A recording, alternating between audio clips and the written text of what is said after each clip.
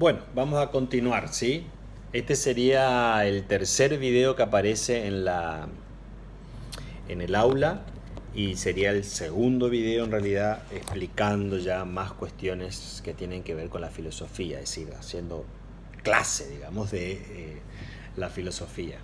Bueno, estuvimos hablando de la noción de filosofía, del concepto, ¿no es cierto?, de filosofía, eh, la etimología, explicamos tres conceptos y algunas características. Yo lo que quiero hacer ahora, si me permiten, esperen que tengo un problemita acá con la cámara. Si me permiten es trabajar ahora sobre eh, lo que nosotros llamamos la actitud del filosofar, ¿no? O para filosofar. Y también para diferenciar lo que es la filosofía o estudiar filosofía o enseñar filosofía y lo que es filosofar. Yo creo que tenemos que sacar algo muy positivo de este espacio, de esta aula, de esta opción de recursar el espacio, filosofía. Miren, lo importante de esto es que ustedes ya tienen un conocimiento básico.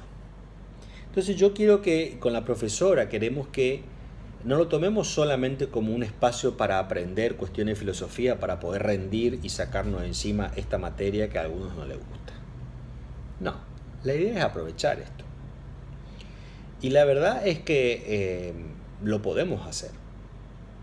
Entonces lo que queremos es que hagamos de la filosofía también ya parte de la vida.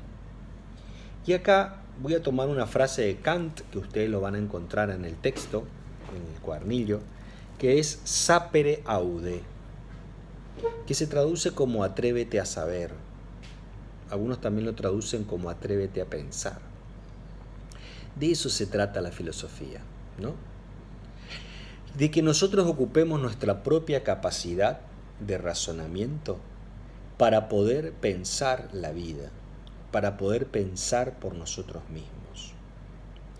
Por eso yo le decía recién, más allá de la materia como tal, del autor que tengamos que estudiar o del concepto o el sistema filosófico que tengamos que estudiar, tratar de ver qué de eso a mí me sirve para poder madurar, para poder argumentar por mí mismo, pensar por mí mismo. De eso se trata. Y en este sentido, en cuanto a actitud, vamos a tomar el pensamiento, ustedes van a encontrar en el texto, en el archivo, de Nicolás de Cusa, un pensador del siglo XV. Y él habla en La Docta Ignorancia, un texto, él habla sobre dos tipos de ignorantes. Lo que él llama el ignorante simple y el ignorante docto. Docto en el sentido de erudito, sabio. Y estas son actitudes para filosofar y para aprender en la vida y para estudiar. El ignorante simple es aquella persona que reconoce que es ignorante, lo van a leer en el texto, pero dice, se conforma con no saber, no busca, no indaga, se queda tranquilo. Es el que dice, no sé, reconoce, ¿y qué? ¿Cuál es el problema? O sea, nadie se va a morir, nadie se murió. Es cierto, nadie se murió ni se va a morir por no saber. Pero seguramente se está perdiendo muchas cosas. Y para estudiar una carrera, una materia, para lograr algo en la vida, esta actitud no acompaña. Reconocer la ignorancia, sí, pero ¿qué más hacemos? El otro ignorante es el ignorante docto, que al igual que el simple reconoce que no sabe, pero no se conforma. Justamente es el que reconoce la ignorancia y por ello es que va a empezar a buscar, indagar, cuestionar, estudiar por él mismo. Entonces, el deseo de la cátedra también es esa, ¿no? De que seamos todos ignorantes, que no perdamos la capacidad de ser ignorantes, pero ignorantes doctos. O sea, que busquemos, que indaguemos, que nos preocupemos. Por eso nosotros vamos a llamar que es una actitud de la filosofía. En el texto también de la cátedra van a encontrar que dice, les voy a leer, la actitud filosófica, dice, la filosofía implica un espíritu crítico. Primer cuestión, el espíritu crítico, ¿no? Esta capacidad de ser personas críticas. No criticón en el sentido de criticar por criticar.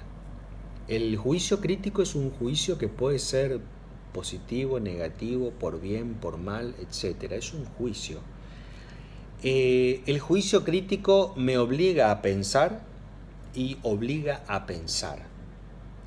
Crisis es justamente rompimiento. Y si hay algo que se caracteriza el filósofo es por tener este espíritu. El espíritu de la cuestión, de la inquietud, de la búsqueda. Dice, la filosofía implica un espíritu crítico que de alguna forma, dice, se encuentra en toda persona, ejerza o no el hecho de ser filósofo. En este sentido no estamos hablando solo de los filósofos, pero exclusivamente para aquel hombre o mujer que se considere o quiera ser filósofo, tiene que anclarse en esto del espíritu crítico. Dice el texto, la filosofía debe ser una reflexión que lleve a repensar el propio mundo en el que uno se mueve, en el que desarrolla su existencia. Claro, es pensar por nosotros mismos, es pensar por nosotros mismos, por nuestra existencia. Entonces, una actitud crítica, una actitud filosófica sería la actitud crítica. Otra, la actitud reflexiva. Otra, la capacidad de diálogo. Otra, la de ser un ignorante, pero un ignorante docto. Alguien que busca saber. Estoy pensando algunas cositas más. Bueno, eso en cuanto a la actitud de la filosofía y del filósofo, ¿sí? Entonces, hasta ahí hemos trabajado algunas cuestiones. Un elemento más que vamos a trabajar ahora. Ustedes se van a encontrar con esta cuestión de que una cosa es estudiar filosofía, otra cosa es filosofar, o entre los docentes decimos enseñar filosofía o filosofar. Hay muchos docentes, muchos colegas que enseñan filosofía, se dedican a enseñar filosofía, pero no necesariamente filosofan. Uno puede decir, bueno, pero ¿y eso? Y bueno, pasa. La idea es enseñar filosofía y la idea también es filosofar, es decir, asumir la filosofía, hacerlo vida y vivir también de acuerdo a eso. Por eso es que Sócrates va a ser el modelo del filósofo y el modelo del método filosófico. Justamente por esta capacidad que él tenía y en esto sintetizamos el modelo del filósofo Sócrates, ¿no? Él justamente tenía la capacidad de ser un crítico, él critica a sus contemporáneos, critica al sistema, critica la historia, etc. Él es una persona muy coherente y esto es uno de los desafíos más grandes para los que quieran vivir también de acuerdo a sus principios, a sus ideas, ¿no? Coherente entre lo que él pensaba, enseñaba y lo que vivía.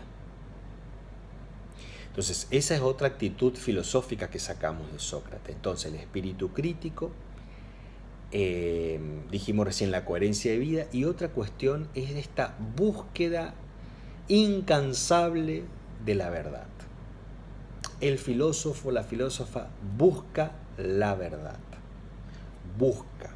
No significa que vaya a encontrar, pero justamente una de las actitudes de esto es estar en camino, buscando, atreviéndome. Bueno, yo le decía recién, y eso van a encontrar también en el texto, un título que dice estudiar filosofía o aprender a filosofar, ¿sí? El que inició un poco con esta cuestión, esta diferencia es Kant, y lo agradecemos a él, ¿no es cierto?, en la modernidad, porque como que introdujo esta cuestión y lo trabajamos siempre en filosofía, ¿no? Dice, aprender a filosofar es explicitar la forma consciente, los supuestos de las diferentes ideologías, los cuales subyacen al discurso de las ciencias, situar las propias ideas en un marco que posibilite la tarea de integrar y recomponer la diversidad de conocimientos y valores, aprender a usar la razón en el debate de las ideas, en el análisis, y desarrollar un pensamiento autónomo, crítico, autónomo por uno mismo, crítico, dice, y una actitud abierta a nuevas formas de pensar, de sentir y de actuar. Cuando usted estudie en filosofía, cuando yo quizás enseñe filosofía, lo que vamos a estar haciendo es sí, aprender ideas de otras personas, de otros sistemas, cómo llevaron adelante el razonamiento, qué dijeron, cómo dijeron, qué quisieron decir, teorizamos sobre el autor, y esta es por ahí la parte que menos agrada a algunos, ¿no?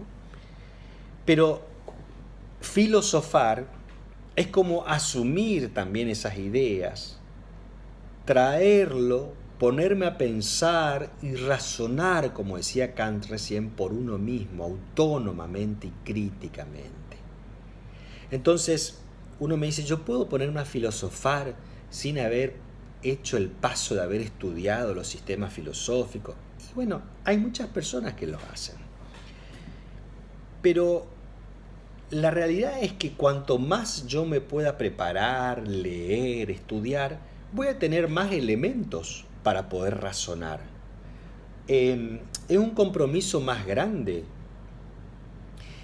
cuando yo estudio un poco más y me preocupo un poco más. Entonces, el estudio de estas teorías, de estos pensamientos, son como una herramienta, un insumo para después también yo mismo, una vez que las incorpore, las asimile, las razone, las pueda utilizar. Por eso el hecho de filosofar es una actitud, pero es una actitud que no se consigue de un día para otro. Lleva años, pero hay que empezar. Entonces, yo cuando filosofo, indago, me cuestiono, argumento, pienso. Todos los estudios anteriores me van a servir, me tienen que servir, para tratar de ir un poco más allá, incluso de las apariencias, de las experiencias que nosotros llamamos en filosofía fenoménicas. Entonces, las dos cuestiones. Estudiamos filosofía, pero en realidad buscamos también filosofar. Es un desafío y lo podemos hacer. Tenemos que hacerlo. Bueno, otra cuestión que quiero trabajar es sobre, estoy definiendo, a ver, ¿no? Bueno, sobre la filosofía y sus ramas, ¿sí? En la filosofía nosotros trabajamos temas, trabajamos problemas. Temas que después se convierten en problemas.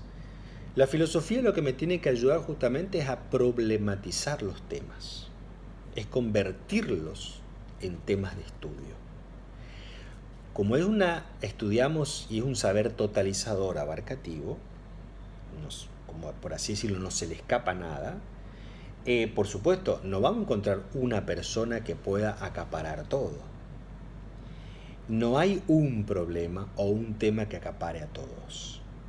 Por eso ustedes van a encontrar que siempre se habla, ¿no es cierto?, que Karl Jaspers lo que hace es como sintetizar 3 grandes temas filosóficos y en torno a ellos las problemáticas, los temas de Dios, de mundo, de hombre.